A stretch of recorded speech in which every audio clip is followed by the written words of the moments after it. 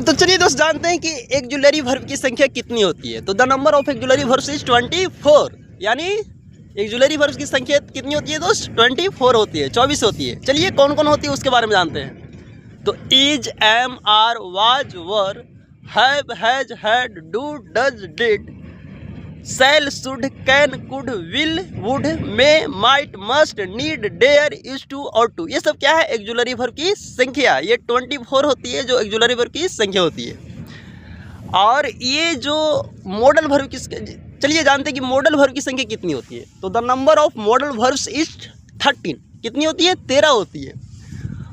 चलिए कौन कौन होते हैं? Can, could, shall, should, will, would, may, might, must, need, dare, is to और टू, ये सब क्या है दोस्त? 13 ये मॉडल वर्ब है। और एक बात इसमें ये भी ध्यान रखना है कि नीड में और डेयर में जब तक नोट का प्रयोग ना होगा तब तक ये मॉडल वर्ब का काम नहीं करता है।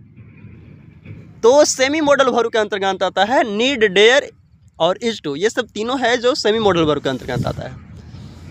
तो ध्यान रखना है दोस्त कि मॉडल वर्ब के बाद यदि कोई वर्ब का प्रयोग हो, मॉडल वर्ब के बाद यदि जो 13 मॉडल वर्ब है उसके बाद यदि कोई वर्ब का प्रयोग हो तो आने वाला जो वर्ब रहेगा क्या रहेगा? V1 रहेगा। ओके, जैसे देखिए, चलिए सिंपल सी एग्जाम्पल से चलते हैं कि I can do this work या I can done this work.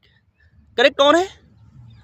Correct first है कि I can do this work होगा, ना कि डन दिस वर्क होगा। कैन क्या है? यहाँ पे मॉडल है। आने वाला वर्ब क्या होगा? V1, ना कि V3 होगा। तो आप ऐसे याद रख सकते हैं।